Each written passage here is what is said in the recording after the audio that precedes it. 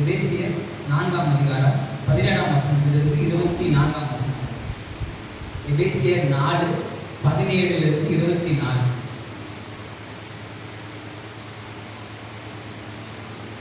ஆதலால் கர்த்தருக்குள் நான் உங்களுக்கு சாட்சியாக சொல்லி எச்சரித்தது என்னவெனில், மற்ற புறஜாதிகள் தங்கள் வீணான சிந்தையிலே நடக்கிறது போல நீங்கள் இனி நடவாமல் இருங்கள். அவர்கள் புத்தியில் அந்தகாரப்பட்டு தங்கள் இருதய கடிதத்தினால் தங்களில் இருக்கும் அறியாமையினாலே தேவனுடைய ஜீவனுக்கு அந்நியராய் இருந்து உணர்வில்லாதவர்களாய் சகலவித அசுத்தங்களையும் ஆவலோடே நடக்கும்படி தங்களை காம விகாரத்திற்கு ஒப்புக் கொடுத்திருக்கிறார்கள். நீங்களோ இவ்விதமாய் கிறிஸ்துவை கற்றுக்கொள்ளவில்லை. இயேசுவினிடத்தில் உள்ள சத்தியத்தின்படியே நீங்கள் அவரிடத்தில் கேட்டு அறிந்து அவரால் போதிக்கப்பட்டீர்களே. அந்தபடி முந்தின நடக்கைக்குரிய மோசம் போக்கும் இச்சைகளாலே கெட்டு போகிற பழைய மனுஷனை நீங்கள் களைந்து போட்டு உங்கள் உள்ளத்திலே புதிதான ஆவி உள்ளவர்களாகி மெய்யான நீதியிலும் பரிசுத்தத்திலும் தேவனுடைய சாயலாக சிருஷ்டிக்கப்பட்ட புதிய மனுஷனை தரித்துக் கொள்ளுங்கள். புதிய சிருஷ்டிப்பை குறித்துதான் நாம தொடர்ந்து தியானித்து வருகிறோம். புதிய சிருஷ்டி நம்மளை கர்த்தர் புதியதாய் சிருஷ்டித்து இருக்கிறார். நம்ம ரட்சிப்பு என்பது சாதாரணமாக நடந்ததில்ல. நம்மளை தேவன் ஆதியில மனுஷனை எப்படி சிருஷ்டித்தாரோ அதே போல புதிதாய் சிருஷ்டித்து இருக்கிறார். இப்ப ஆதியில முதலாவது மனுஷனை தேவன் சிருஷ்டிக்கும் பொழுது என்னென்ன காரியங்கள் நடந்துச்சு? பிதாவாகிய தேவனுடைய சித்தம் இருந்துச்சு. அதே நேரத்துல ஆவியானவர் அந்த கிரியை செஞ்சாரு. ஜீவ சுவாசமாக ஆவியானவர் கிரியை செஞ்சாரு. தேவனுடைய வார்த்தையில வெளிப்பட்டுச்சு. மனுஷனை உண்டாக்குவோமாக அப்படின்ட்டு அவருடைய நாசில ஊதினார். அப்படின்னா ஏதோ பலூன்ல வச்சு காத்து ஊதுற மாதிரி அவர் ஊதுல அவருடைய வார்த்தையை உள்ள அனுப்புறாரு. அப்ப தேவனுடைய சித்தம், பரிசுத்த ஆவியானவர், அவருடைய வார்த்தை அப்படின்ற மூன்று காரியமும் அங்க ஒன்றாய் செயல்பட்டு தமது சாயலில், அதாவது நம்முடைய சாயலின்படி, நம்முடைய ரூபத்தின்படி, அந்த கிறிஸ்துவ தேவனின் அதே சாயலின்படி, அதே ரூபத்தின்படி மனுஷனை தேவன் சிருஷ்டித்தார். இப்ப அப்படியே வந்தீங்கன்னா புதிய உடன்படிக்கையில புதிதாய் மனுஷனை சிருஷ்டிக்கும் போது, புதிதாய் மனிதனை மாற்றும் போது இதே மாதிரிதான் செயல்படுறாரு. மனுஷனை ரசிப்பதற்கான திட்டத்தை தேவன் ஆதியிலே கொண்டுட்டார். உலக தோற்றத்துக்கு முன்பாகவே தேவன் மனுஷனுடைய மீட்பு திட்டத்தை ஏற்படுத்திட்டார். அதுக்கப்புறம் அங்க பரிசுத்த ஆவியானவர் அங்க கிரியை செய்யறாரு. நம்ம ரட்சிப்புல பரிசுத்த ஆவியானவர் கிரியை செய்யறாரு. தேவனுடைய வார்த்தை கிரியை செய்து எம்மாவு சீஷர்கள் சொன்ன மாதிரி அந்த தேவனுடைய வார்த்தை நம்முடைய இருதயங்களை கொழுந்து விட்டு எரிய செய்து ஏதோ ஒரு இடத்துல நம்மளை தொடுது. பரிசுத்த ஆவியானவர் தேவனோடு கூட ஐக்கியம் கொள்ளும்படி நம்மளுக்கு உதவி செய்கிறவராக இருக்கிறாரு. இப்படி இந்த புது சிருஷ்டிப்பிலையும் இந்த தேவனுடைய சித்தம் அப்படியே பழைய மனிதனை எப்படி முதலாவது ஆதாமை சிருஷ்டிக்கும் போது என்னென்ன காரியங்கள் இருந்துச்சோ அதே காரியங்கள் தான் இங்க இருந்துச்சு. ஏன் நடந்துச்சு, எப்படி தேவன் அதை செஞ்சாரு, இப்படின்ட்டு பல காரியங்களை நம்ம தெளிவா நம்ம நாட்டில் பார்த்தோம். அதனுடைய நிறைவு பகுதி தான் இன்னைக்கு நம்ம பார்க்க போறோம். நம்முடைய தலைப்பு வந்து தேவனுடைய வார்த்தையினால் நிறைந்த மனிதன் அப்படின்ற ஒரு தலைப்புல எந்த மாதிரியான சத்தியங்களை, எந்த மாதிரியான தேவனுடைய வார்த்தைகளை, எப்படிப்பட்ட சத்தியங்களை, உபதேசங்களை நம்முடைய இருதயத்துல உள்ள வச்சுக்கணும் அப்படின்றதான் நம்ம பார்த்துட்டு வரோம். அதுல முதலாவது பார்த்தது கர்த்தருக்கும் நமக்கும் உள்ள தொடர்பு. நம்ம இன்ட்ரோடக்ஷனா பார்த்தோம். அப்புறம் புது சிருஷ்டிப்பு அப்படின்ற ஒரு சப் டாபிக் உள்ள நம்ம போனோம். அந்த சப் டாபிக்கோட நிறைவு போகுது இன்னைக்கு. இந்த புது சிருஷ்டிப்பை பத்தி பார்க்க போனா இன்னும் நிறைய இருக்கு. நம்ம வந்து ஒரு ஓவராலா ஒரு அவுட்லுக் தான் நம்ம பார்த்துருக்கோம். இன்டெப்த் தான் நம்ம எதுவுமே போல அவுட்லுக் தான் நம்ம பார்த்துருக்கோம். அதனுடைய நிறைவு பகுதி தான் நம்ம இன்னைக்கு நம்ம பார்த்து நிறைவு செய்ய போறோம். அடுத்த வாரத்துல இன்னொரு சப் டாபிக்ல நம்ம கர்த்தருடைய வார்த்தையை தியானிக்கிறோம். அப்ப இங்க பவுல் சொல்றாரு, மனுஷனை தேவன் புதுசா சிருஷ்டிக்கிறார். ரட்சிப்புன்றது புதுசா சிருஷ்டிச்சாருன்னா, நிக்கோதேவு கேட்ட மாதிரி எப்ப நம்மளை சிருஷ்டிச்சாரு நம்மளுக்கே நமக்கு தோணும். நம்மளை எப்ப தேவன் சிருஷ்டிச்சாருன்னா, என்னைக்கு நாம ரட்சிக்கப்படுறோமோ, என்னைக்கு நம்ம கர்த்தராகிய இயேசு கிறிஸ்துவை ஏற்றுக்கொள்றோமோ, அன்னைக்கு அவர் நமக்குள்ள அவருடைய பரிசுத்த ஆவியானவர் என்றைக்கு நமக்கு ஊற்றுகிறாரோ, என்றைக்கு அந்த பரிசுத்த ஆவியானவருடைய கிரியைகளை நாம் செயல்பட தொடங்குகிறோமோ, நமக்குள்ள இருக்கிற பரிசுத்த ஆவியானவரை நாம என்னைக்கு செயல்பட வைக்கிறோமோ அன்னைக்கு தான் நம்ம புதிதாய் சிருஷ்டிக்கப்படுறோம், புதிய மனிதனாய் மாறுறோம், புதிய புதிய நேச்சர் நமக்கு உண்டாகுது, புதிய சிந்தனை உண்டாகுது, புது விதமான கண்ணோட்டம் உண்டாகுது. இதுக்குதான் ரோமர்ல 12ஆம் அதிகாரத்துல மெட்டமார்போசிஸ்ங்கிற பதத்தை நான் அடிக்கடி சொல்றது. நமக்கு எல்லாரும் அதை நல்லாவே தெரியும். எப்படி ஒரு ஒரு குழுவா இருந்தது, ஒரு கூட்டு குழுவா இருந்தது, எப்படி ஒரு வண்ணத்துச்சையை மாறும். ஒரே உயிர் தான், ஆனா அது முன்னாக வேற ஒரு வாழ்க்கை வாழ்ந்துட்டு இருந்துச்சு. இப்ப வண்ணத்துச்சையை மாறினோன்னா அதோடைய வாழ்க்கையே மாறிடுச்சு. ஒரே உயிர் தான், ஆனா அதோடைய வாழ்க்கை எப்படி மாறுது, எந்த அளவுக்கு டிரான்ஸ்ஃபார்ம் ஆகுது அப்படின்னா டோட்டலா மாறுது, ட்ரெமெண்டஸா மாறுதுன்னு சொல்லுவாங்கல்ல, டோட்டலா மாறிடுது. அதனுடைய உணவு மாறிடுது, அதனுடைய வாழ்க்கையில் வாழ்விடம் மாறிடுது, அது பூமியை காண்கின்ற விதமே மாறிடுது. குழுவா இருக்கும்போது என்ன பார்த்துருக்கோம், ஒரே ஒரு சேரும் அழுக்கு இப்படிதான் பார்த்துட்டு இருக்கோம். ஒரு மோசமான காரியங்கள் தான் சாப்பிட்டு இருக்கோம். அதோடைய உலகமே ரொம்ப மோசமான உலகம்னு அது மனசுல இருந்திருக்கும். அப்படிப்பட்ட ஒரு நிலையில தான் இருக்கு அதோடைய வாழ்க்கை இருந்திருக்கும். ஆனா அது என்னைக்கு வண்ணத்து பூச்சியாக மாறிடுதோ அன்னைக்கு அதோடைய உலகமே மாறிடுது. அது உணவே போய் பூக்கள்ல இருக்கிற தேனை சாப்பிட ஆரம்பிச்சது, அப்புறம் நிறைய பசுமையான காரியங்களை பார்த்து அழகான பூக்களை பார்க்குது, அது உலகமே மாறிடுது. இதான் ரட்சிக்கப்பட்ட கிறிஸ்தவனுடைய வாழ்க்கை. ரட்சிக்கப்பட்ட கிறிஸ்தவனுடைய வாழ்க்கை வந்து இந்த ஒரு கூட்டுக்குழு, ஒரு குழு வந்து ஒரு வண்ணத்து பூச்சியாக மாறுற மாதிரி அந்த மெட்டமார்போசிஸ் என்ற வார்த்தை அந்த அதுதான் அப்போஸ்தலனாகிய பவுல் பயன்படுத்துறாரு. அப்ப நம்மளுடைய புது சிருஷ்டிப்பு அப்படிங்கும் பொழுது நம்மளுடைய அந்த விதத்துல தான் கர்த்தர் நம்மளை மாற்றி இருக்கிறார். நம்முடைய எண்ணங்கள், நம்முடைய பேச்சு, நம்முடைய செயல், நம்முடைய எல்லாமே இப்ப கிறிஸ்துவை பிரதிபலிக்கக்கூடிய விதத்துல மாறிடும். அந்த விதத்துல தான் இதை நம்ம எடுத்துக்கொள்ளணும். அதுதான் இங்க கடைசியில் சொல்ல ஆரம்பிக்கிறார். 4ஆம் அதிகாரத்துல 17ஆம் வசனத்துல எப்படி ஆரம்பிக்கிறாரு, ஆதலால் கர்த்தருக்குள் நான் உங்களுக்கு சாட்சியாய் சொல்லி எச்சரிக்கிறது என்னவெனில் மற்ற புறஜாதிகள் தங்கள் வீணான சிந்தையில் நடக்கிறது போல நீங்கள் நடக்காமல் இருங்கள் அப்படின்னு சொல்லிட்டு 22ஆம் வசனத்துல சொல்றாரு. அந்தபடி முந்தின நடக்கக்கூடிய மோசம் போகும் இச்சைகளாலே கெட்டு போகிற பழைய மனுஷன் ஒரு வார்த்தையை எப்படிலாம் டிஃபைன் பண்றாரு.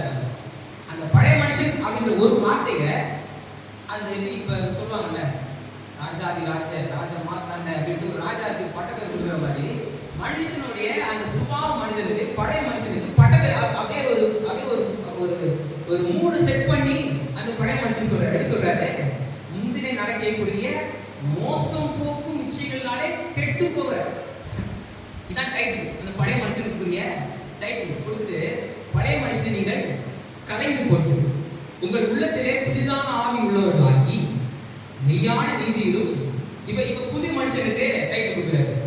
பழைய மனுஷனை கலைந்து போட்டு புதிய மனுஷனை தெரிந்து கொள்ளுங்கள் அப்படின்னு ஒரே வார்த்தையில சொல்லல. பழைய மனுஷனுக்கு டைட்டில் கொடுக்குறாரு. ஒரு அவனை டிஃபைன் பண்றாரு. அவன் யாரு, அவன் எப்படிப்பட்டவன், அவனுடைய சிந்தனை எப்படி இருக்கு, அவனுடைய செயல் எப்படி இருக்கு அப்படின்றத அங்க டிஃபைன் பண்றாரு. எப்படிப்பட்டவனா இருக்கிறான் பழைய மனுஷன், முந்தின நடக்கக்கூடிய மோசம் போக்கும் இச்சைகளாலே கெட்டு போகிறவன். இப்ப அப்படியே புதிய மனுஷனுக்கு டிஃபைன் பண்றாரு. எப்படிப்பட்டவனா இருக்கிறான், மெய்யான நீதியிலும் பரிசுத்தத்திலும் தேவனுடைய சாயலாய் சிருஷ்டிக்கப்பட்ட. ஆதியிலே தேவன் சிருஷ்டித்தாரா முதலாம் மனுஷனை தேவன் சிருஷ்டிக்கும் போது தமது சாயலின்படியும் தமது ரூபத்தின்படியும் உண்டாக்குவோமாக தான் மனுஷனை சிருஷ்டித்தார். இப்ப புதிய மனுஷன் எப்படி, வேற ஒரு சாயல் கிடையாது. இப்ப புதிய மனுஷனுக்கு பாத்தீங்கன்னா தேவனுடைய சாயலாக சிருஷ்டிக்கப்பட்ட புதிய மனுஷனை தரித்து கொள்ளுங்கள் அப்படின்னு புட் ஆன் கலைந்து கொண்டு தரித்து கொள்ளுங்கள் அப்படின்னு இங்க சொல்றாரு. மனுஷனை தேவன் சிருஷ்டித்ததே பாத்தீங்கன்னா அவனை விசேஷித்த விதமாய் சிருஷ்டிக்கிறார். நீங்க முதல் 3 அதிகாரங்கள், ஆதியாகமத்துல முதல் 3 அதிகாரங்களை வாசிக்கும் பொழுது எல்லாவற்றையும் சிருஷ்டித்து மனுஷனை எல்லாவற்றுக்கும் அதிகாரியாய் இருக்கிறார். அவனை சிருஷ்டிக்கும் பொழுதே அவனுக்கு ஒன்றுமே குறைவில்லை, அவனுக்கு ஒன்றும் இல்லாம இல்லை, எதுலையுமே அவனுக்கு குறைவு இல்லை. எவாலுவேஷன் பத்தி சொல்லும்போது சொல்றாங்க, மனுஷன் தான் கடைசியா வந்தவன் அப்படின்றத சயின்ஸ் சொல்லுது. எல்லா ஜீவராசிக்கும் வந்துட்டு கடைசியா வந்தவன் தான் மனுஷன் அப்படின்றத அறிவியலாளர்கள் ஒத்துக்கிறாங்க. அதனால அவங்க என்ன நினைச்சுக்கிறாங்க, எல்லாத்தோட மனுஷன் சின்னவன், ரொம்ப லேட்டஸ்டா வந்தவன், அவன் வந்து ரொம்ப எல்லாவற்றுக்கும் அதிகாரியா அவன் நினைச்சிட்டு இருக்கான், அப்படிலாம் நினைக்க கூடாது அப்படின்ற மாதிரி ஒரு கண்ணோட்டத்துல அவங்க சொல்றாங்க. ஏன்னா இன்னைக்கு அது மனிதனுடைய அறிவு தவறான நோக்கத்துல பயன்படுத்துறதுனால அப்படிப்பட்ட ஒரு ஸ்டாண்ட் அவங்க எடுக்கிறாங்க. ஆனா தேவன் மனுஷனை எல்லாவற்றுக்கும் கடைசியா சிருஷ்டித்ததுக்காக, கடைசியா அவனை உண்டாக்குறதுக்கு, அவனை சிருஷ்டித்ததுக்கான ஒரே நோக்கம் என்னன்னா, அவன் வரும்போது அவனுக்கு இல்லைன்றது எதுவும் இருக்கக்கூடாது. எல்லாமே இருக்கணும், அவனுடைய நிறைவாக இருக்கணும். இன்னும் சொல்ல போனா மனுஷனுடைய பாவத்துல அவன் விழுதான, அது அவன் 3ஆம் அதிகாரத்துல வீழ்ச்சி இருக்குல்ல, அது 3ஆம் அதிகாரம் நமக்கு நிறைய விஷயங்கள் இருக்குது. அதுல ஒரு ஆஸ்பெக்ட் என்னன்னு கேட்டீங்கன்னா, ஒரு கண்ணோட்டம் என்னன்னு கேட்டீங்கன்னா, மனுஷனை தேவன் எந்த நிலையில வச்சாரு அப்படின்றத காமிக்கணும். சர்வமும் என்ன சொல்றது எப்படின்னா, அவர் சொல்றாரு அது அப்படியே ஆகுது. நீங்க யோசிச்சு பாருங்க, இந்த பூமி ரொம்ப பெருசு, மனுஷனை கம்பேர் பண்ணும்போது பூமிங்கிறது ரொம்ப ரொம்ப பெருசு. பூமி சூரியனை கம்பேர் பண்ணும்போது பூமி ரொம்ப ரொம்ப சின்னது, சூரியன் ரொம்ப பெருசா தெரியுது. இதே மாதிரி இந்த இந்த பிரபஞ்சத்துல சூரியனோட பல்லாயிரம் கோடிக்கணக்கான மடங்கு பெரிய நட்சத்திரங்கள் இருக்கு. இவைகள் எல்லாவற்றையும் கர்த்தர் தான் சிருஷ்டித்தாரு நம்ம விசுவாசம். இவைகள் எல்லாமே பிரம்மாண்டமா இருக்கு, ரொம்ப அதிசயமா இருக்கு. அதான் சங்கீதக்காரன் 8ஆம் சங்கீதத்தில் சொல்லும்போது, இது எல்லாத்தையும் பார்க்கும்போது மனுஷனை நீ நினைக்கிறதுக்கும் மனுஷகுமாரனை நீ விசாரிக்கிறதுக்கும் அவன் ஏமாத்துறான். அவன் சாதாரணமா இருக்கான், சும்மா ஏதோ ஒரு குட்டியோடு இருக்கான், கொசு மாதிரி இருக்கான். கொசுவோட கம்பேர் பண்ண முடியாது, மனுஷனுக்கும் கொசுவும் கம்பேர் பண்ண முடியாது, அந்த அளவு கூட கிடையாது. மனுஷன் அதை விட ரொம்ப இந்த பிரபஞ்சத்தை பார்க்கும்போது ரொம்ப சிறியவனா இருக்கான். ஆனாலும் மனுஷனை நீ எந்த அளவுக்கு கர்த்தர் வல்லமை கொடுத்திருந்தாருன்னா, இவ்வளவு பெரிய சர்வமும் தேவனுடைய வார்த்தைக்கு அப்படியே கீழ்ப்படியும். ஆனா மனுஷன் தவிர இதுல என்ன ஒரு பெரிய விசேஷத்தை கவனிக்க வேண்டிய விஷயம்னா, மனுஷன் அந்த டிசிஷனை எடுக்கும் பொழுது கர்த்தர் வந்து இன்டர்ஃபியர் ஆகல. அவர் வந்து தடுக்கிறார், வந்து முன்னாடி வந்து நின்று நீ இதை செய்யாத, நீ இதை பண்ணாத, நீ இதை செய்யாத அப்படின்ட்டு வந்து தலையிடவே இல்லை. ஏன்னா அப்படி தலையிட்டாருன்னா அவனை எப்படி சிருஷ்டித்தாருன்ற நோக்கமே இதாயிரும், தப்பாயிரும். ஏன்னா அவர் தன்னை மாதிரியே சிருஷ்டித்திருக்கிறார், முடிவெடுக்கக்கூடிய அதிகாரத்தை கொடுத்திருக்கிறார், முடிவெடுக்கக்கூடிய ஆற்றலை கொடுத்திருக்கிறார், வல்லமையை கொடுத்திருக்கிறார். இப்படிப்பட்டவன் தான் மனுஷன். மனுஷன் ரொம்ப சாதாரணமான ஆள் கிடையாது, அவன் பயங்கரமான யோசிக்கக்கூடியவர், பயங்கரமான ஒரு ஆற்றலை கர்த்தர் மனுஷனுக்கு கொடுத்திருக்கிறார். அப்படிப்பட்ட மனுஷனை ஒரு அதிகாரம் பெற்ற மனிதனா அவன் இருக்கிறான். இப்ப புதிய சிருஷ்டிகளை கூட பார்த்தீங்கன்னா, இப்ப மனுஷனுக்கு தள்ளப்பட்ட விஷயம் இந்த பிரபஞ்சத்துல ஒண்ணுமே இல்லை, விலைக்கு வைக்கப்பட்ட விஷயம் ஒண்ணே ஒன்றா இருந்துச்சு. என்ன? நன்மை தீமை அறியத்தக்க விருட்சத்தை நீ அதை ருசிக்காத, ஜீவ விருட்சத்தை ருசி. 2 வச்சிருக்கிறாரு, 2 சாய்ஸ் வச்சிருக்காரு, ஒன்று இது இன்னொன்று இது. இவன் என்ன செலக்ட் பண்ணிட்டான்? நன்மை தீமை அறியத்தக்க விருட்சத்தையும் ருசிச்சிட்டான். இப்ப கெட்டு போயிட்டான். இப்ப ரட்சிப்பு, தேவனுடைய ரட்சிப்பு உண்டாயிருச்சு, தேவனுடைய மீட்பு உண்டாயிருச்சு. தேவன் தன்னுடைய சுய ரத்தத்தை நமக்காய் சிந்தி மாம்சத்துல வெளிப்பட்டு நம்மை மீட்டு கொண்டாரு. ஆண்டவராய் இயேசு கிறிஸ்து மூலமா இப்ப நம்ம பிதாவை சேரக்கூடிய சாக்கியத்தை பெற்றுக் கொண்டிருக்கிறோம். எப்படி அந்த சுடர்வழி பட்டயம் வைக்கப்பட்டிருச்சு, வேத வசனம் தான் ஆவியின் பட்டயம்னு சொல்லுது, இருபுறமும் கருவுள்ள பட்டயம் வேத வசனத்தை சொல்லுது. அப்ப தேவனுடைய வார்த்தை தான் மனுஷனுக்கும் தேவனுக்கும் பிரிவினை உண்டாக்குறது. எது? பட்டயம், தேவனுடைய வார்த்தை. சுடர்வழி பட்டயத்தை ஏதோ தொடர்ந்து மாசத்துல வச்சா, காவல் வச்சாரா? என்ன பட்டயம் வச்சாரா? ஒரு அறுவாளை குத்தி வச்சாரா? அப்படி கிடையாது, லிட்டரலா அப்படி கிடையாது. அங்க தேவனுடைய வார்த்தையை தந்துச்சு, என்ன? இதை புசிக்கும் நாளிலே நீ சாவாய் அப்படின்ட்டு. அதே மாதிரி இப்ப தேவனுக்கும் மனுஷனுக்கும் உள்ள பிரிவு தான் மரணம். அந்த மரணம் வந்துருச்சு. இப்ப எது தடுத்துச்சோ அதுவே இப்ப வழியா இருந்துச்சு. தேவனுடைய வார்த்தை மனுஷனுக்கும் தேவனுக்கும் உள்ள பிரிவை உண்டாக்குச்சு. அந்த மனுஷனை தேவனுடைய பிரசன்னத்துக்குள்ளாக அணுக முடியாதபடி தடுத்து நிறுத்துச்சு. இப்ப அதே வார்த்தை மாம்சமாகி கிருபையினாலும் சத்தியத்தினாலும் நிறைந்தவராய் நமக்குள்ளே வாசம் செய்து நமக்கான வழியை ஏற்படுத்தி நம்மை அப்பா பிதாவே என்று கூப்பிடக்கூடிய புத்திர சுவிகாரத்தின் ஆவியை கர்த்தராகிய இயேசு கிறிஸ்துவின் மூலமாய் நம்ம பெற்றுக்கொண்டோம். இதான் ரட்சிப்பு. ரட்சிப்பு சாதாரணமானது கிடையாது. வெளிப்படுத்தல பார்த்தோம்னா கடைசி சபையை சொல்லும் பொழுது என்ன சொல்றாரு? ஜெயம் கொடுக்கிறவங்க அவனுக்கு ஜீவ விருட்சத்தின் கனியை கொடுப்பேன். அப்ப நன்மை தீமை அறிந்த கனியும் மனுஷன் சாப்பிட்டான், ஜீவ விருட்சத்தின் கனியும் இப்ப மனுஷன் சாப்பிட்டான். அப்ப மனுஷன் எப்படிப்பட்ட நிலையில கர்த்தர் வச்சிருக்கிறாரு? முதலாம் மனுஷன் அதை சாப்பிட்டான். இப்ப நம்ம எல்லாருமே பிந்தின ஆதாமாகிய இயேசு கிறிஸ்துவின் வழியாக இருக்கிறோம். நம்முடைய மாம்ச மனிதன், சுய மனிதன் அந்த முதலாம் கனியை சாப்பிட்டான், நன்மை தீமை அறிந்த கனியை சாப்பிட்டான். இப்ப புதிய மனுஷன் ஜீவ விருட்சத்தின் கனியை சாப்பிட்டாச்சு. அதை நம்ம ஏற்றுக்கொள்ளணும். ஜீவ விருட்சம் இப்ப அதோட நிறைவு. அதான் எப்பவுமே ஒரு ராஜ்யம்ன்றது அது இனாகிரேட்டட் கிங்டம் சொல்லுவாங்க, அது துவங்கிருச்சு.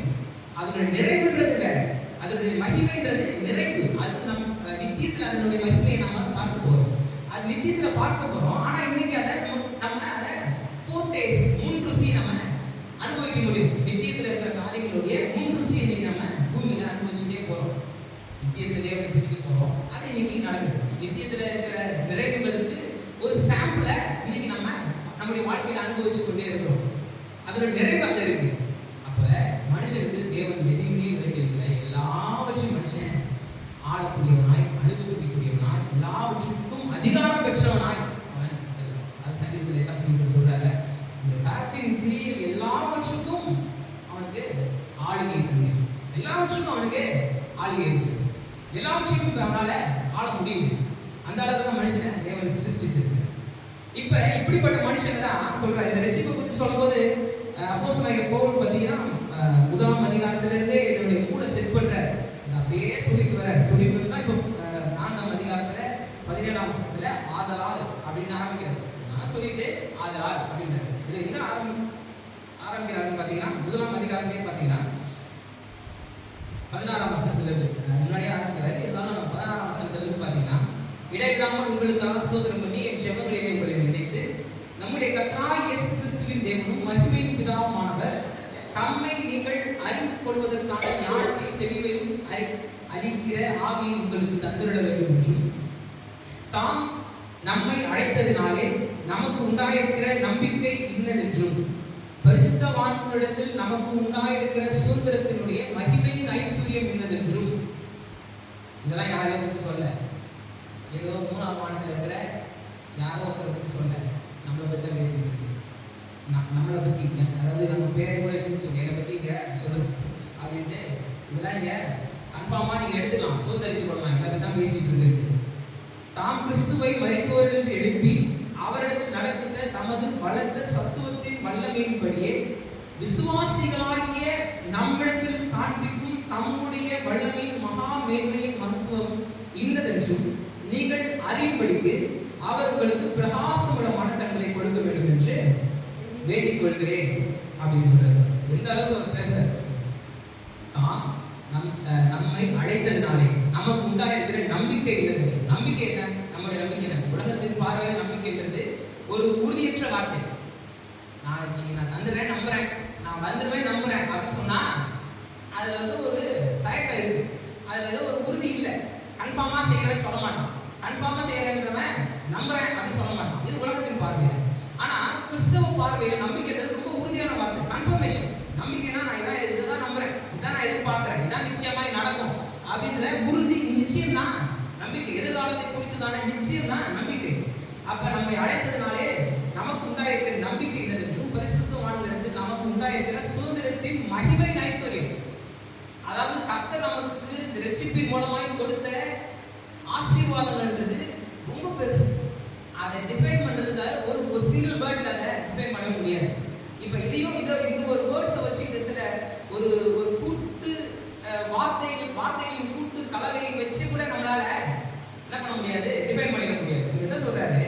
பரிசுத்தவான்களிடத்தில் நமக்கு உண்டாயிருக்கிற சுதந்திரத்தில், இன்ஹெரிட்டன்ஸ், அந்த நமக்கு இருக்கிற இன்ஹெரிட்டன்ஸ் சுதந்திரத்தில் மகிமையின் ஐஸ்வர்யம் என்னதென்றும், அதனுடைய பிரம்மாண்டம், ஐஸ்வர்யம்னா அதனுடைய பிரம்மாண்டம், அதனுடைய நிறைவு, அதனுடைய மகிமை இன்னதென்றும், தாம் கிறிஸ்துவை மரித்தோரிலிருந்து எழுப்பி புதிய சிருஷ்டி வந்துச்சு பாருங்க. நம்ம பார்த்தீங்கன்னா இயேசு கிறிஸ்துவை என்றைக்கு மரித்தோரிலிருந்து எழுந்தாரோ அன்னைக்கு தான் புது சிருஷ்டிப்பு ஆரம்பிச்சிச்சு. அவர் தான் முன்னோடி, அவர் தான் 2ஆம் மரணம் அப்ப அப்படின்னு அழைக்கப்படுறாரு. மரணம் அவர் ஏற்றுக்கொண்டார். சிலுவையில் அவர் மதிச்ச உடனே அவர் ஏதோ கையாளாத விதத்துல ஏதோ நல்லது செஞ்சுட்டு இருந்தாரு. திடீர்னு அவரை வந்து பிடிச்சி கொண்டு போயிட்டு சிலுவையில கொண்டு போய் அடிச்சிட்டாங்க. அது ஒரு கடவுளா இருந்ததுனால எதை எதிர்த்து வந்துட்டாரு கிடையாது. அவர் தம்மை ஒப்பு கொடுத்தாரு.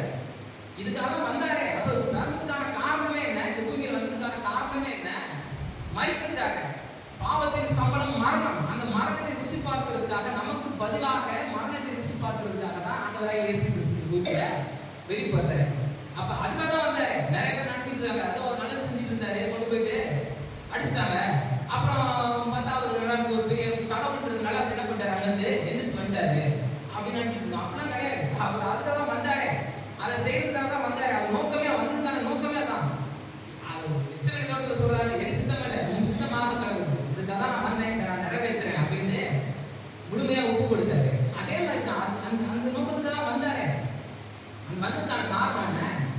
நமக்கு பதிலாக மறித்து அவர் உயிரோடு கூட எழுப்பும் பொழுது நம்மளோ இப்ப இந்த புது புது சிருஷ்டிப்பில் அந்த வாழ்க்கையை நம்மளால வாழ முடியும். புதிதாக இப்ப ஜீவிக்க முடியும். புதிய ஜீவ மார்க்கத்தை எங்களுக்கு தெரியப்படுத்தி சொல்லுங்க.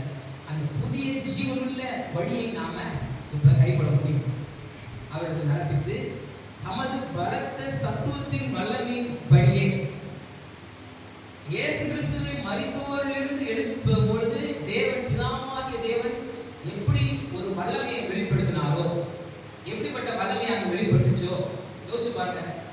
தேவன் மாம்சத்துல வெளிப்படுறாரு, காணப்படாத அதரிசனமான தேவன் இப்ப பிதாவாகிய தேவன் தன்னுடைய வார்த்தையை அனுப்பி தன்னுடைய குமாரனை மரண சங்கிலிகளில் இருந்து வெளியே கொண்டு வராரு, பாதாளத்திலிருந்து வெளியே கொண்டு வராரு. நமக்கு பதிலாய் நரகத்துல போய் நமக்கு பதிலாக இருந்தாரு. அங்கிருந்து பிசாசின் சங்கிலிகளின் மரண சங்கிலிகள் எல்லாவற்றையும் மறுத்து இப்ப ஜீவாதிபதி ஜெயாதிபதியாய் உயிரோடு இருக்கிறார். அந்த நேரத்தில் எப்படிப்பட்ட ஒரு வல்லமை இருந்திருக்குமோ அதே வல்லமை யாருக்கு வெளிப்படுனா விசுவாசிக்கிறவர்களாகிய நம்மிடத்தில் காண்பிக்கும் தம்முடைய வல்லமையின் மகா மேன்மையின் மகத்துவம் என்னதென்று என்று சொல்றாரு. அங்க எப்படி ஒரு வல்லமை வெளிப்பட்டுச்சோ அதே வல்லமை தான் இங்க நம்முடைய வாழ்க்கையில நம்மை புது சிருஷ்டிப்பாய் மாற்றுவதற்கு, நம்மை மீட்பதற்கு ஆண்டவராய் இயேசு கிறிஸ்துவை மரித்தோரிலிருந்து எப்படி பிதாவாகிய தேவன் வெளியே எடுக்கும் போது எப்படிப்பட்ட ஒரு வல்லமை வெளிப்பட்டுச்சோ அதே வல்லமை தான் இன்னைக்கு விசுவாசிகளாகிய நம்ம இடத்துல வெளிப்படுது. நமக்கும் அதே வல்லமை தான் இன்னைக்கு வெளிப்படுது.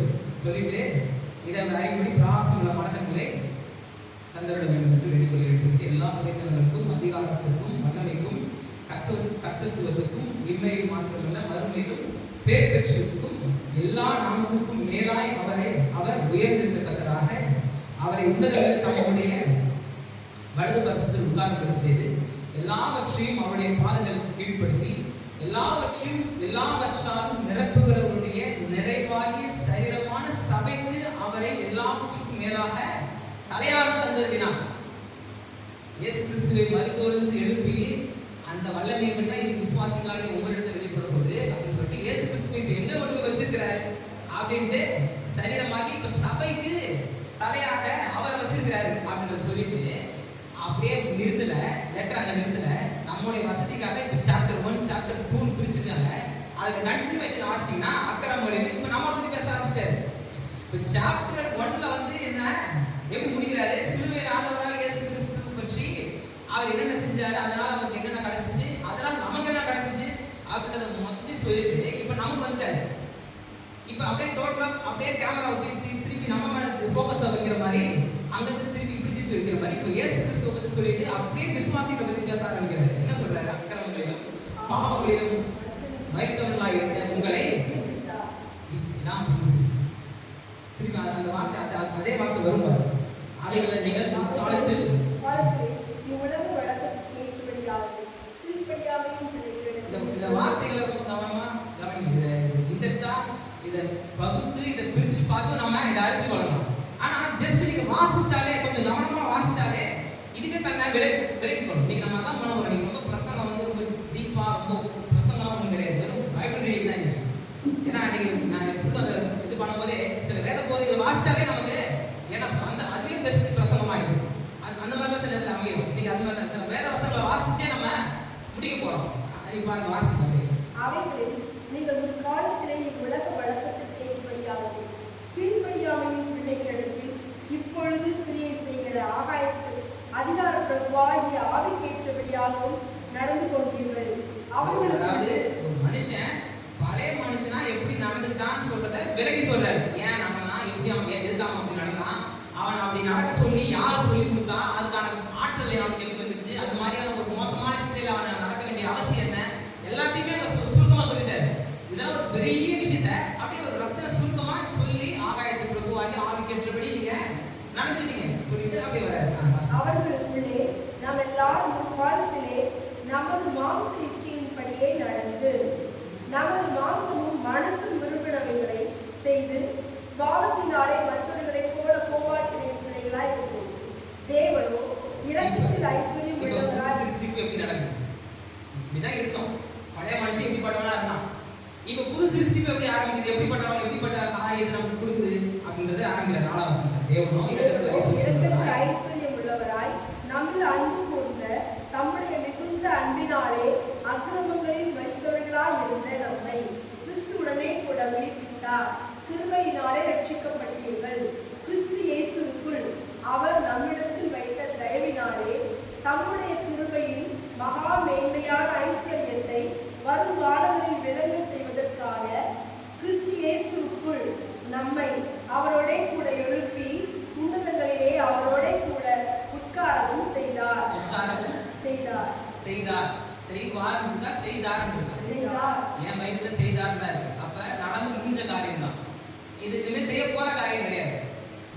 விசுவாசிகளுடைய அதிகாரம்ன்றது, ரட்சிக்கப்பட்டவர்களுக்கு கர்த்தர் கொடுக்கிற அதிகாரம்ன்றது இனிமே ஏற்பட போறது கிடையாது. அது ஆல்ரெடி துவங்கிருச்சு, ஆல்ரெடி செஞ்சு முடிச்சிட்டாரு. கல்வாரி சிலுவையில் அவருடைய பாடுகள், அவருடைய மரணத்தின் மூலமாய் அந்த சாக்கியத்தை ஆல்ரெடி நம்ம பெற்றுக்கொள்ள ஆரம்பிச்சிட்டோம். இப்ப நம்ம உட்காரம் செஞ்சுட்டாரு. இப்ப நம்மளால அந்த அதிகாரத்துல கர்த்தரோடு கூட நம்மள உட்காரம் செஞ்சுட்டாரு. ஒருவரும் பெருமை பாராட்டாதபடி இது கிருபையினாலே விசுவாசத்தை கொண்டு ரட்சிக்கப்பட்டீர்கள். இது உங்களால் உண்டானது அல்ல, இது தேவனுடைய ஈவு. ஒருவரும் பெருமை பாராட்டாதபடிக்கு இது கிரியைகளினால் உண்டானது அல்ல. இப்பதான் விஷயம். ஏன் செஞ்சாரு? மனுஷன் அக்கிரமங்களிலும் பாவத்திலும் மனுஷனார்னா அவனை உயிர்ப்பித்தாரு. அந்த உயிர்ப்பிக்கும் பொழுது எப்படிப்பட்ட நம்முடைய ரட்சிப்பு, அது உயிர்ப்பித்தாருன்னா நம்முடைய மீட்பு, நம்முடைய புது சிருஷ்டியை மாத்துறாரு. இதுல எப்படிப்பட்ட வல்லமை கிரியை செஞ்சுச்சு?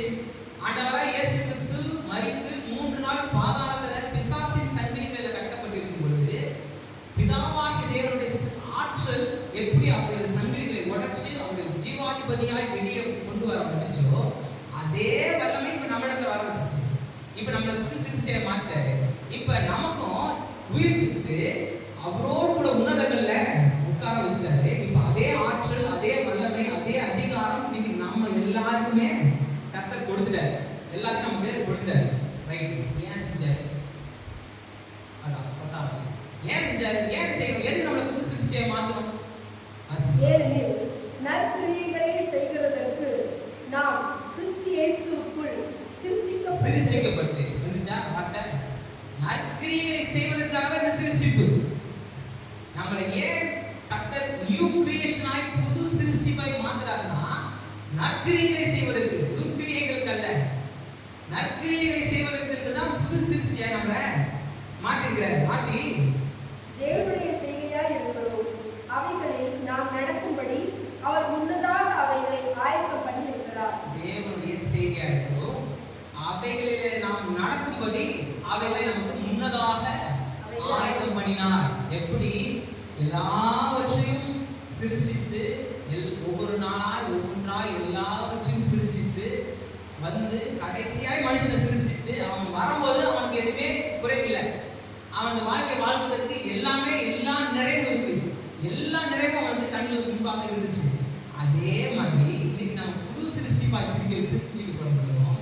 தேவனுடைய வழியில நடப்பதற்கு நமக்கு ஒரு குறைவும் இல்லை. நமக்கு ஒன்றும் இல்லாம இல்லை. நம்மளால இப்ப எல்லாம் செய்ய முடியும். தேவன் நமக்கு நியமித்த பாதையில நம்மளால நடக்க முடியும். அது நமக்கு முன்னதாக ஆயுதம் பண்ணி வச்சுட்டாராம். சிருஷ்டிக்கப்பட்டு சும்மா இல்லை, அவன் மாத்திட்டு அவளை விடுறது கிடையாது. நீ ஏதாவது பண்ணு, உருண்டு பறந்து வான்னு கிடையாது. அது நம்மளால வாழ முடியும், நம்மளால அதை செய்ய முடியும். இப்ப வாழணுமா வாழக்கூடாதா அப்படின்ற டிசிஷன் நம்ம கையில இருக்கு. அதான் போல் சொல்றாரு. இதான் கர்த்தர். இப்ப எப்படி முதலாம் மனுஷத்துக்கு நம்ம அப்படின்னா அந்த ஸ்கூல்ல படிக்கும்போது 2 கரெக்டா இருக்கும். இந்த வேறுபாடு இந்த சைடு ஒண்ணு, இந்த சைடு ஒண்ணு, இதெல்லாம் இப்படி, இதெல்லாம் இப்படி. அதே மாதிரி நம்ம மனசுல இந்த பழைய மனுஷன் ஃபுல்லும் போடுவாங்க, முதலாம் மனுஷனை போடுவாங்க. இந்த பக்கம் நம்மள ரட்சிப்பை பத்தி, ரட்சிக்கப்பட்டு நம்மளை பத்தி ஃபுல்லும் போடுவாங்க. இப்ப பழைய மனுஷனுக்கு எல்லாமே ஆயத்தம் பண்ணப்பட்டுருச்சு, அவனால வாழ முடிஞ்சிச்சு.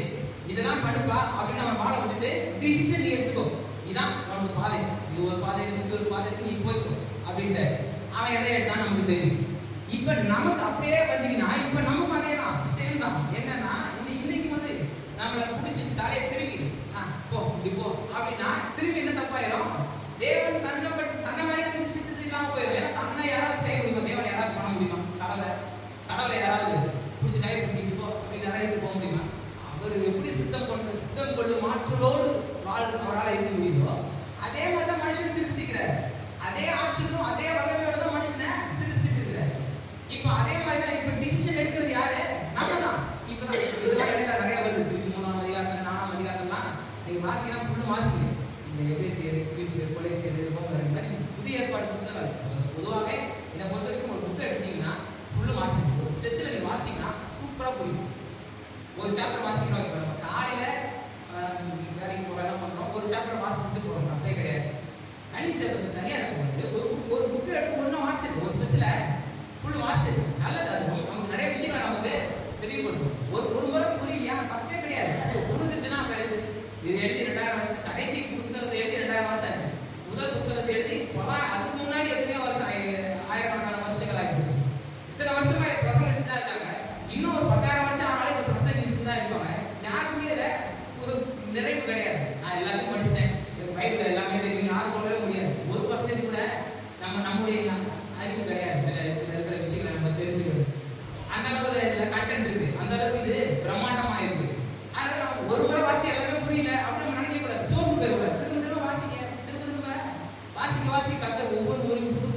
ஆயிடும்ல, நமக்கு நல்லவரா இருக்கணும். இப்ப டிசிஷன் நம்ம தான் எடுக்கணும். இப்ப முதல் மனுஷன் எப்படி டிசிஷன் எடுத்தான் அப்படின்றது நமக்கு தெரியும். இப்ப நாம என்ன டிசிஷன் எடுக்கணும் அப்படின்றத நீ சொல்றாரு. அதான் நமக்கு இப்ப கைட் பண்றாரு. நீங்க எப்படிப்பட்ட டிசிஷன் எடுக்கணும் அப்படின்னு நீ கைட் பண்றாரு. என்ன சொல்றாரு பாருங்க, 4ஆம் அதிகாரத்துல 17 இருந்து நம்ம வாசிச்சோம். 22, 23, 24 மூணு காரியத்தை சொல்றாரு. மூணு காரியத்தை நம்ம செய்யணும். ரட்சிக்கப்பட்ட நாம மூணு விஷயத்தை செய்யணும்னு சொல்றாரு. என்ன சொல்றாரு? அந்தபடி முந்தின நடக்கைக்குரிய மோசம் போக்கும் இச்சைகளாலே கெட்டு போகிற பழைய மனுஷனை நீங்கள் களைந்து போட்டு, பழைய மனுஷனை களைஞ்சு போட்டு, அதுல குறிப்பிட்ட கிரேக்க வார்த்தைக்கு அர்த்தம் பார்த்தீங்கன்னா உதறி தள்ளி, தூக்கி எறிந்து. இது எப்படி வேணா நீங்க டிரான்ஸ்லேட் பண்ணிக்கலாம். இந்த பழைய மனுஷன் ஒருத்தர் இருக்கிறான். அந்த மனுஷனை நீங்க என்ன பண்ணணும்? களைந்து போட்டு, அதை கழட்டி போட்டு, தூக்கி போட்டு, அதை தூக்கி எரிஞ்சு, அது வேணாம் உனக்கு. இது யார் செய்யணும்? கர்த்தர் வந்து பிரிச்சு. அப்படி கிடையாது. இது செய்யறது நம்ம களைந்து போட்டு அப்படின்னா நாம தான் செய்யணும். நம்முடைய பழைய குணாதிசயங்களை, சுபாவங்களை, கர்த்தருக்கு பிரியமில்லாத காரியங்களை யார் எடுத்து போடணும்? நாம தான். இதுக்குன்னு வானத்திலிருந்து ஒரு தூதன் வந்து நம்மளுக்கு பிரிச்சு போட போறது கிடையாது. இந்த பாதையில நடக்க வேண்டிய செய்ய வேண்டிய யாரு? நான் தான். நீங்க ஒவ்வொருத்தரையும் சொல்லிக்கலாம் நான் தான் அப்படின்னு சொல்லிக்கலாம். நாம தான் செய்ய முடியும். நாம தான் செய்யணும். பழைய மனுஷனை கடைக்கு போடணும். உள்ளத்திலே புதிதான ஆவி உள்ளவர்களாகி, இந்த புதிதான ஆவி உள்ளவர்களாகினோட இது பழைய ஏற்பாடு காலத்திலே வாக்குத்தத்தமா கொடுக்கப்பட்டிருச்சு. வாசிங்க எசேக்கியேல் புத்தகம் 36ஆம் அதிகாரம். இந்த ரிவைஸை அப்படியே வச்சுக்கோங்க. எசேக்கியேல் போயிட்டு நம்ம திரும்பி வரலாம். எசேக்கியேல் 36 25 இருந்து 27. அப்பொழுது நான் உங்களிலே சுத்தமான ஜலம் தெளிப்பேன். நான் உங்களுடைய எல்லா அஸ்தங்களையும் உங்களுடைய எல்லா அழகான விக்கிரகங்களையும் நீக்கி உங்களை சுத்தமாக்குவேன். நீங்கள் சுத்தமாவீர்கள். உங்களுக்கு நவமான இதயத்தை கொடுத்து உங்கள் உள்ளத்திலே புதிதான ஆவியை கட்டளையிட்டு கல்லான இருதயத்தை உங்கள் மாம்சத்திலிருந்து எடுத்து போட்டு சிறையான இருதயத்தை உங்களுக்கு கொடுப்பேன். பழைய ஏற்பாடு காலத்திலேயே அந்த புது மனுஷனை சிருஷ்டிக்க போறேன், ஒரு மனுஷன் புதுசாய் மாற்ற போறேன், புதிய உடன்படிக்கையை நம்ம வரப்போகுது. இப்பெல்லாம் எல்லாம் அப்படி புதிய உடன்படிக்கையில புது சிருஷ்டிப்புல எப்படிப்பட்டவனா இருப்பான் அப்படின்றத நீங்க வாக்குத்தத்தமா சொல்லிட்டாரு. உள்ளத்துல புதிதான ஆவி நமக்கு தந்திருக்கிறாரு. புதிய ஜீவன் நமக்கு உண்டாயிருக்குது. புதிய ஆற்றல் நமக்கு உண்டாயிருக்கிறது. தேவனுடைய வழியில நடக்கிறது. புதிய ஜீவ மாற்றம் நமக்கு உண்டாயிருக்கிறது. இப்ப நம்ம என்ன பண்ணணும்? அப்படியே 24ஆம் வசனத்துல மெய்யான நீதிகளும் போலியான நீதி கிடையாது, மாய்மானமான நீதி கிடையாது, பார்வைக்கான நீதி கிடையாது, மெய்யான நீதி. பவுல் சும்மா ஒரு வார்த்தையை எழுதியிருக்க, அவர் ஏதோ எக்ஸாஜரேட் எழுதல, அர்த்தத்தோட தான் எழுதுற. மாய்மானமான பரிசுத்தம் கிடையாது, மனுஷன் பார்வைக்கு செய்யறது கிடையாது, மெய்யான நீதி, கர்த்தருக்கு ஏற்ற நீதி, கர்த்தருக்கு பிரியமான நீதி, கர்த்தர் எதிர்பார்க்கிற நீதி. போலியான நீதி கிடையாது. மனுஷன் பார்வைக்கு ரொம்ப பரிசுத்தமா வாழ்ந்துட்டு, உள்ள ஃபுல்லா அழுக்க வச்சுக்கிட்டு, உள்ள ஃபுல்லா மோசமான காரியங்களை வச்சுக்கிட்டு, மனுஷன் பார்வைக்கு அப்படிப்பட்ட நீதி கிடையாது. இங்க அப்படிப்பட்ட நீதியை கர்த்தர் விரும்பல, அப்படிப்பட்ட நீதியை கர்த்தர் எதிர்பார்க்கல, அப்படிப்பட்ட நீதியில வாழும்படி புதிய மனுஷனை கர்த்தர் உண்டாக்கல. மெய்யான நீதி என்ன? தேவனுக்கு முன்பாக சரியான நிற்கும் நிலை, ரைட் ஸ்டாண்டிங் பிஃபோர் காட். இது யாருக்கு தெரியும்? நமக்கு தான் தெரியும். 1000 பேர் நம்ம சொல்லலாம், அப்பா அவர் பயங்கரமான பரிசுத்தமா இருப்பார், ஆனா அவருக்கு தெரியும் அவருக்கும் கர்த்தருக்கும் உள்ள கனெக்ஷன் என்னன்னு அவருக்கு தான் தெரியும். இதான் மெய்யான நீதி. போலியான நீதியை யார் வேணா சொல்லிடலாம். அவங்களோட வாழ்க்கை முறையை வச்சுக்கிட்டு அவங்க ரொம்ப நல்லவங்கப்பா, அவங்க எவ்வளவு பரிசுத்தமானு தெரியுமா அப்படின்ட்டு நம்ம நிறைய பேர் நம்ம ஜட்ஜ் பண்ணுவோம். நம்ம சிலதான் சொல்லுவோம், அவங்கள மாதிரிலாம் என்னால வாழ முடியாது, அவங்க எவ்வளவு பரிசுத்தமான இருக்கிறாங்க. ஆனா உண்மையான நீதி எங்க தெரியும்? நமக்கு தெரியும். நம்மை நாமே நிதானிக்கணும். எனக்கு தெரியும், எனக்கும் கர்த்தருக்கும் உள்ள உறவு என்னன்னு எனக்கு தெரியும். நமக்கு அப்படிதான் எல்லாருக்குமே அதான். மெய்யான நீதியிலும் பரிசுத்தத்திலும் தேவனுடைய சாயலாக சிருஷ்டிக்கப்பட்ட இப்படிப்பட்ட புதிய மனுஷனை தரித்துக் கொள்ளுங்கள். அவர் வந்து மாட்டிக்கொள்ள நல்லா தெரிஞ்சு நீதியின் சால்வை அவர் அறிவிக்கிறாரு. அவர் மூலமாக தான் நம்ம பெற்று கொண்டோம், ரைட்டு. ஆனா நான் தான் என்ன பண்ண முடியும்? போட்டுக்கணும். இப்ப புதிய மனுஷனை நான் தான் தரித்துக் கொள்ளணும். தரித்துக் கொள்றதுன்னா என்ன? இப்ப இந்த ட்ரெஸ்ஸை நான் என்ன சட்டை தான், இந்த சட்டை தான் இங்க பார்த்துருக்கேன். அப்ப என்னுடைய பழைய சுபாவங்களை நான் வெளிப்படுத்தக்கூடாது. இந்த புதிய மனுஷனின் சுபாவத்தை தான் நான் வெளிப்படுத்தணும். அது மெய்யான நீதியா இருக்கணும், பரிசுத்தத்தில் இருக்கணும்.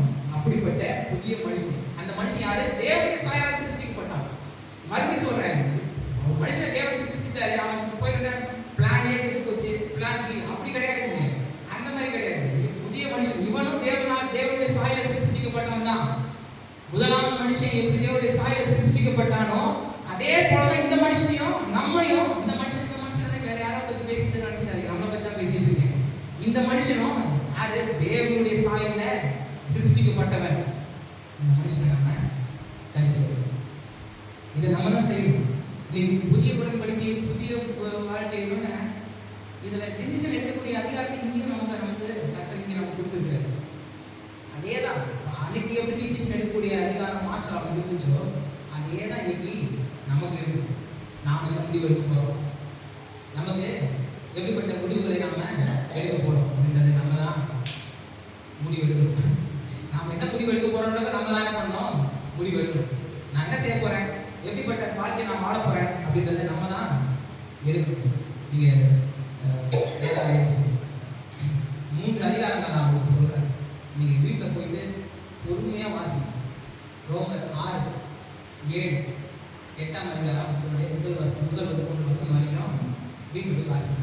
நீங்க விட்டாங்க நம்ம தான் பண்ணணும். ரோமர் 6, 7, 8. ரோமர் 6 சும்மா பார்த்துட்டு நம்ம போய் நம்ம வாசிக்கணும்னா வீட்டில் போயிட்டு நீங்க பொறுமையா வாசிங்க, புரியுற வரைக்கும் வாசிங்க.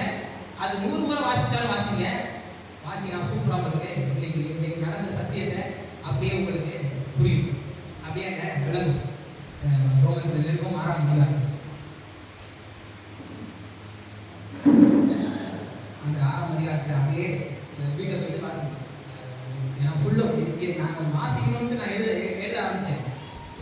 அப்படியே இந்த நோட்டை பார்த்தீங்கன்னா புதிய மனுஷனை பற்றி வரும்போது பவுல் இங்கே சொல்கிறாரு, ரோமர் 6ஆம் அதிகாரத்தில் சொல்லிட்டு ரோமர் 6 போட்டு 1 போட்டேன், 1ஆம் வசனம் போட்டேன். அப்படியே 2 நல்லா இருக்கேன், 3 நல்லா இருக்கேன், 4 நல்லா இருக்கேன் போயிட்டே இருந்துச்சு. அப்படி எழுதுறது நிறுத்திட்டேன். சரி எது வரைக்கும் போகுது வசனத்தை ஐக்கம் போட்டு வச்சுட்டேன். பார்த்தா ஃபுல் சாப்டர் அப்படியே இருக்கு. கடைசியாக பார்த்தா 23ஆம் வசனம் வரைக்கும் இருந்துச்சு. சும்மா எதார்த்தமா 7ஆம் அதிகாரத்தில் 1ஆம் வசனத்தை வச்சு பார்த்தா அதுவும் இது பயங்கரமா சப்போர்ட் பண்ணுது.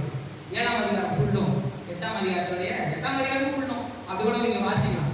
8ஆம் அதிகாரம் உங்களுக்கு பரிசுத்த ஆவியானவர் மையப்படுத்தின அதிகாரம்.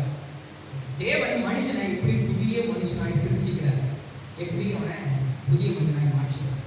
ஏன் மாத்துறாரு? நற்கிரியை செய்வதற்கு என்று சிருஷ்டிக்கப்பட்டு தேவனுடைய இந்த பழைய மனுஷன் ஒருவேளை நம்ம நினைக்கலாம், பவுல் பயங்கரமா டீல் பண்றாரு. இந்த 7ஆம் அதிகாரம் 6ஆம் அதிகாரம் 7ஆம் அதிகாரத்துல வாட்சி பார்த்தீங்கன்னா அவர் தான் ஒரு பெரிய பரிசுத்தவானும், ரொம்ப நான் பரிசுத்தவான், நீங்களா பாவி அப்படிலாம் சொல்லவே இல்லை. பிராக்டிகலா பேசுறாரு. ஏன் நான் விரும்புறதை செய்யல, வெறுக்கிறத தான் செய்யறேன். இந்த பழைய மனுஷனுடைய சுபாவம் என்ன இடத்துல எட்டி பார்க்குது. நான் அல்ல, எனக்குள்ள இருக்கிற மாம்சம் அப்படிப்பட்ட காரியங்களை செய்யுது. அப்ப நம்ம சிலதுல கொஞ்சம் கர்த்தருக்கு பிரியமில்லாம நம்ம நடந்துடும். என்ன பண்ணிடுறோம், அப்படியே பைபிள் தூக்கி ஓரம் கட்டிட்டு ஜெபமே பண்ணாம நான் கர்த்தருக்கு பிரியமில்லாத வாழ்க்கை வாழ்ந்துட்டேன், ஓரம் வாங்கி போயிட்டு இதுக்கு நமக்கு சம்பந்தமே இல்லாம வாழ்ந்துடும். அப்படிலாம் கிடையாது. அப்பயே நம்ம புதிய மனுஷன் தான். ஆனா நமக்கு சிலதுல அப்படிப்பட்ட காரியங்கள் எட்டி பார்க்குது, சிலதுல அப்படிப்பட்ட குணாதிசயங்கள் எட்டி பார்க்குது. எந்த அளவுக்கு நம்ம கண்ட்ரோல் பண்ணணும்ன்றதான் முக்கியம். ஏன் அதை செய்யறோம் அப்படின்றது பவுலுக்கு டீல் பண்றாரு. வாசிக்க ஆரம்பிச்சா இது ஒரு